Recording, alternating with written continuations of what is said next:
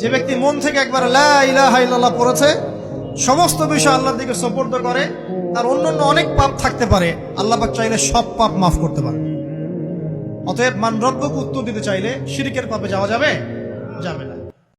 আমরা মৃত্যুর সময় টের পেয়ে যাবো যে কে জান্নাতি কে জাহান্নামী, ফেরেশতাদের আকৃতি দেখে, ঠিক আছে? আর একজন মানুষের মৃত্যু থেকেই তার কিয়ামত শুরু হয়ে যায়।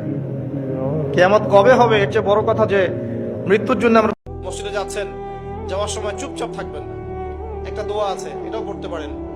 আল্লাহ নবী পড়তেন, তিনি বলতেন আল্লাহুম্মা ইজআল ফি কলবি নূরা, হে আল্লাহ আমার কলবে নূর দাও, ওয়া ফি লিসানি নূরা, আমার জবানে তুমি নূর দাও, ওয়া ফি বাসরি নূরা, আমার দৃষ্টি শক্তির মধ্যে নূর বা আলো দাও। আল্লাহুম্মা ইজআল ফি নাফসি নূরা, আল্লাহ আমার নফসের মধ্যেই তুমি নূর বা আলো দাও। মসজিদে যাচ্ছেন, যাওয়ার সময় চুপচাপ থাকবেন না। একটা দোয়া আছে, এটাও পড়তে পারেন। আল্লাহ নবী পড়তেন, তিনি বলতেন আল্লাহুম্মা ইজআল ফি কলবি নূরা, হে আল্লাহ আমার কলবে নূর দাও, ওয়া ফি লিসানি নূরা, আমার জবানে তুমি নূর দাও, ওয়া ফি বাসরি নূরা, আমার দৃষ্টি শক্তির মধ্যে নূর বা আলো দাও। আল্লাহুম্মা ইজআল ফি নাফসি নূরা, আল্লাহ আমার নফসের মধ্যেই তুমি নূর বা আলো দাও।